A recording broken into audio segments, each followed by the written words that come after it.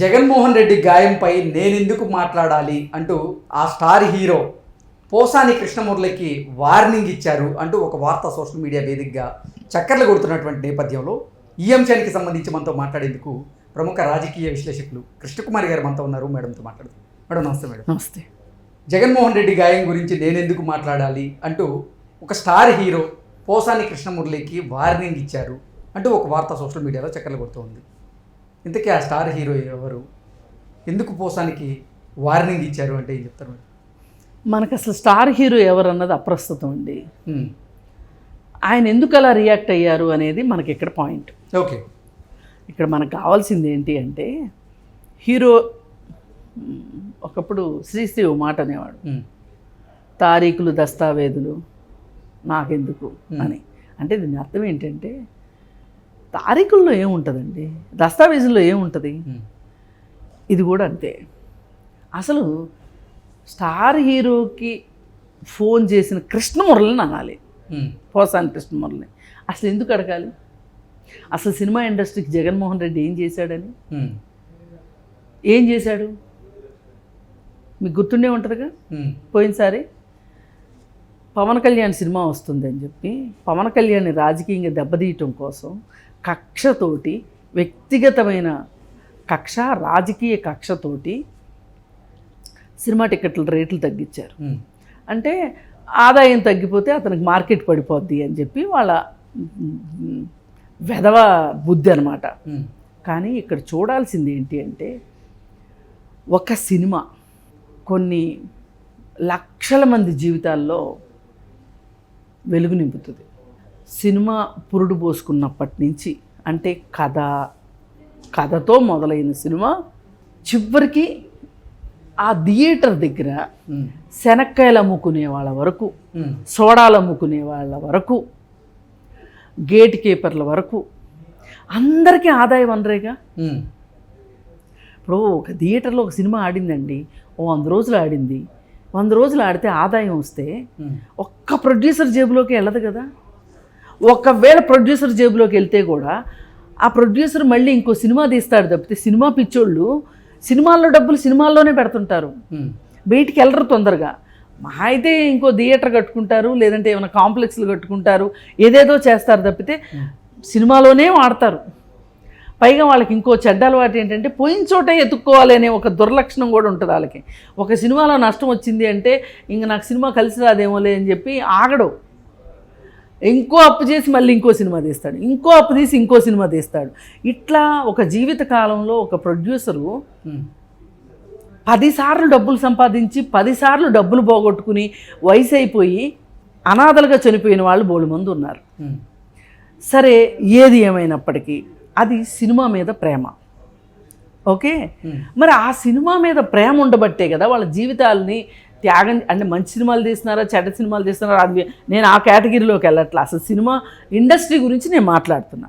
మరి సినిమా ఇండస్ట్రీలో ఇంత అది ఒక ఇండస్ట్రీ అనుకున్నప్పుడు, ఇండస్ట్రీలో చాలామంది పాలు పంచుకుంటారు, చాలామంది డబ్బులు సంపాదిస్తారు, చాలామంది జీవితాలు అక్కడనే మెరుగుపడతా ఉంటాయి. వాళ్ళ కుటుంబాలు ఈ సినిమాల మీద ఆధారపడి ఉంటాయి.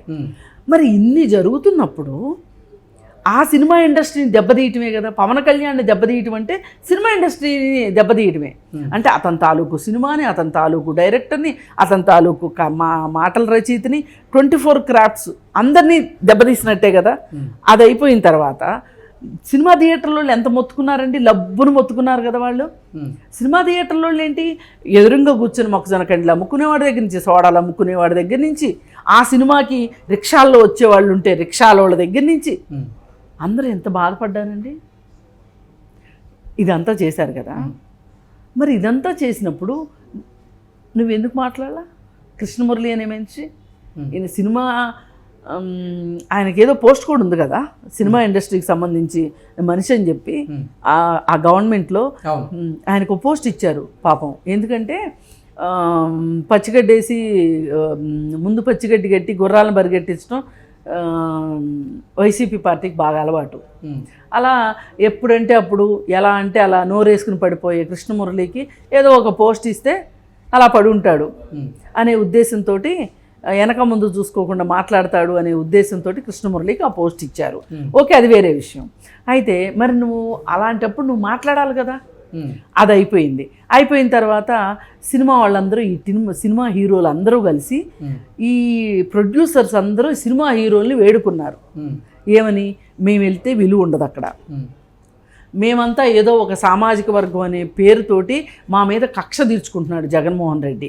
సరే మేము వెళ్ళాం, కానీ మా తరఫున మిమ్మల్ని పెట్టి సినిమాలు తీయాలి అంటే మాకు డబ్బులు ఉంటేనే కదా, మా తరఫున వెళ్ళి మాట్లాడండి అని చెప్పి పంపించారు. వాళ్ళందరూ కలిసి వెళ్ళారు. అక్కడికి వెళ్తే ఈయన ఏదో పెద్ద మైసూర్ మహారాజు అన్నట్లుగా ఈయన ఫీల్ అయిపోయి, మైసూర్ మహారాజు అని కూడా అనకూడదు, అమెరికాలో వైట్ హౌస్ ఉంటుంది కదా, వైట్ హౌస్లో కూడా ఇంత స్టోరీ ఉండదు.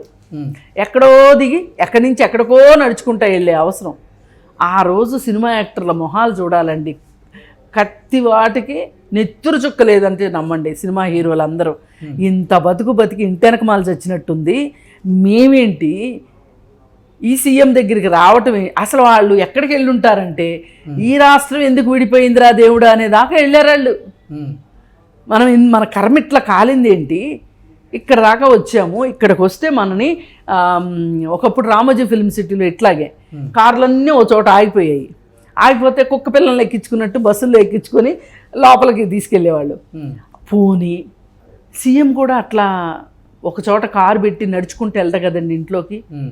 పోనీ వాళ్ళందరి దగ్గరికి వాళ్ళ కార్లు అక్కడ ఉన్నాయి, ఒక 2 కార్లు పంపించి వాళ్ళ కార్లు ఎక్కించి తీసుకొస్తే మటుకు పోయిందే ఉంది నీకు, నీ కార్లు ఏమైనా అరిగిపోతాయా అంటే అతని ఉద్దేశం ఏంటి అంటే, నేనంటూ ఎవరికి మర్యాద ఇవ్వక్కర్లేదు, నాకు వీళ్ళందరూ బానిసలు, నాకు వీళ్ళు మర్యాద ఇవ్వాలి కానీ నేను వీళ్ళకి మర్యాద ఇచ్చేదేంటి, అసలు వీళ్ళెంత వీళ్ళ బతుకులెంత, మొహాలకి రంగులు వేసుకుని యాక్షన్ చేసుకుని బతికేవాళ్ళు వీళ్ళు సినిమా యాక్టర్లు, వీళ్ళకి నేను విలువ ఇవ్వడం ఏంటి అనే ఉద్దేశంతో వాళ్ళని నడిపించుకొని వచ్చిన తర్వాత వాళ్ళతోటి సరిగా మాట్లాడింది లేదు.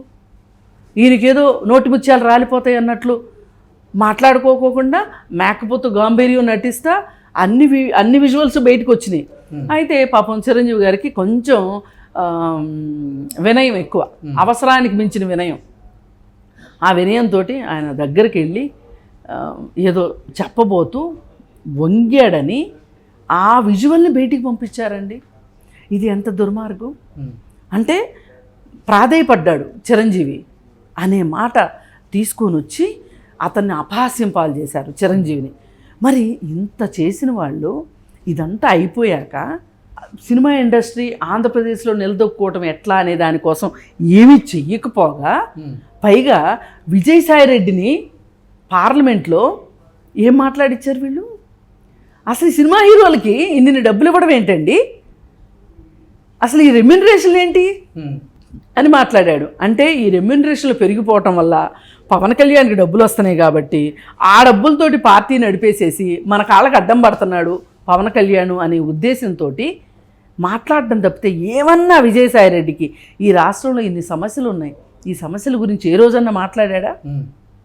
అమరావతి గురించి మాట్లాడా? పోలవరం గురించి మాట్లాడా? వైజాగ్ గురించి మాట్లాడా? దేని గురించి మాట్లాడకుండా ఏమని ఒంటి మీదకు వయసు వచ్చింది సిగ్గుసెర ఉండక్కర్లా పార్లమెంట్లో మాట్లాడే విషయమా మాట్లాడాడు. ఇన్ని జరిగిన తరువాత ఇన్ని జరిగితే కూడా ఏ రోజు పోసాని కృష్ణమురళి అనే మనిషి వేరే వాళ్ళ మీదకైతే నోరేసుకుని పడతాడు కానీ ఈ విషయాల్లో జగన్మోహన్ రెడ్డిని ఒక్క మాట అనింది అంటే పబ్లిక్లో అనలేదు, ప్రైవేట్గా అన్నట్లేదు, కనీసం తెలిసిన వాళ్ళ దగ్గర అన్నట్లేదు, ఏమీ లేకపోగా ఇవాళ ఆయనకి రాయి తగిలితే సినిమా వాళ్ళకి ఏం పని అండి, వీళ్ళు ఎందుకు స్పందించాలి? ఏది ఏమైనా సినిమా వాళ్ళు స్పందించకపోవటాన్ని నేను 100కి 500% కరెక్ట్ అని నేను నమ్ముతున్నా. ఈ సందర్భంగానైనా పోసాని కృష్ణమురళి నేర్చుకోవాల్సింది ఏంటి అంటే, మీకెంత ఇష్టం ఉన్నప్పటికీ కూడా మీరు ఎదురెళ్ళి పల్లకీలు మోయటం కాదు, నీకు అన్నం పెట్టిన ఇండస్ట్రీకి నువ్వేం చేసావనేది ఆలోచించుకోవాలి. ఆ రాష్ట్రంలో ఆ పాలక పార్టీ ఏం చేసిందో ప్రజలకు ముందు చెప్పుకోవాల్సిన అవసరం ఉంది. Okay madam, thank you.